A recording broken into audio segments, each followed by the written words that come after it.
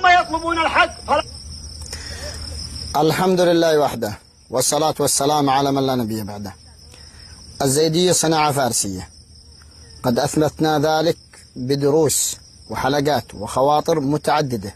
وتأكيدا للمؤكد سنستمع وإياكم إلى أحد أبناء السلالة الرسية الزيدية الحوثية المعاصرة، وهو يمتدح إيران ويفتري على النبي عليه الصلاة والسلام بحديث لم نسمعه أبدا إلا من فم هذا الزنديق الجاهل. وهذا الرجل للأسف الشديد رئيس قسم الدراسات العليا في جامعة صنعاء الحوثية الزيدية المدعو خالد عامر. استمعوا إليه كيف يفتري على النبي عليه الصلاة والسلام ويمتدح إيران، ويزعم أن إيران أخبر النبي أنها ستحرر بيت المقدس، ويزعم أيضا فرى أخرى ستستمعون إليها ثم نعود. عند من يرفعون العداء على إيران ويوالون اليهود. ماذا قال النبي عن فلسطين ومن يحرر فلسطين في آخر الزمن؟ عشرات الروايات في الصحاح والمسانيد والمعجمات. قال صلى الله عليه وآله وسلم: يأتي قوم من بلاد خراسان من إيران، قال يطلبون الحق فلا يعطونه، ثم يطلبون الحق فلا يعطونه، ثم يطلبون الحق فلا يعطونه، ثم يؤتون الحق فلا يقبلونه، قلوبهم كزبر الحديد، يأتون براية سوداء حتى يضعوها في بيت المقدس. الله. نعم، لن يحرر فلسطين إلا إيران واليمن كما جاء في القرآن الكريم. القرآن الكريم الله تعالى يقول، نعم، يقول في آخر سورة محمد صلى الله على محمد وآل محمد، والنبي مجتمع مع أصحابه قال: وإن تتولوا يستبدل قوما غيركم ثم لا يكونوا أمثالكم. قالوا: يا رسول الله، من يستبدل غيرنا إن تولينا عن دين الله وإن تخلينا عن دين الله؟ فأشار إلى سلمى. وإسرائيل تعرف هذا المسألة. سألوا نتنياهو: ما هي أخطر دولة شكل خطر على إسرائيل؟ قال: إيران. قالوا: ثم من؟ قال: إيران. قالوا: ثم من؟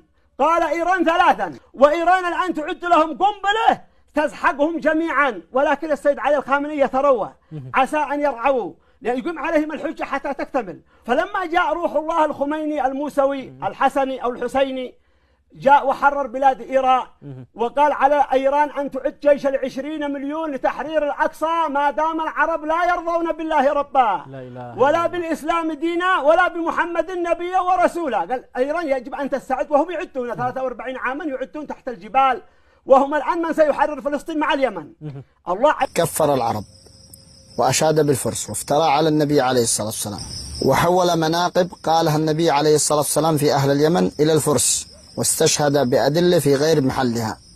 بل والحقيقة التي لا بد أن نعلمها أن الفرس في آخر الزمان هم أنصار الدجال، بنص حديث النبي عليه الصلاة والسلام: يتبع الدجال 70,000 من يهود أصفهان، وأصفهان في إيران. والله سبحانه وتعالى قد حذرنا من اليهود والذين أشركوا، ولا يوجد مشركون على وجه الأرض كالاثنى عشرية والزيدية. والاثنى عشرية موجودة في إيران والزيدية في اليمن. هذه هي الزيدية لمن يجهلها.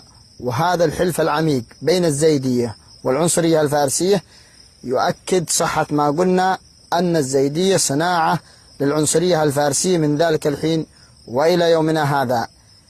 شاركوا وابقوا معنا لسماع الجديد، والحمد لله الذي عافانا مما ابتلاهم.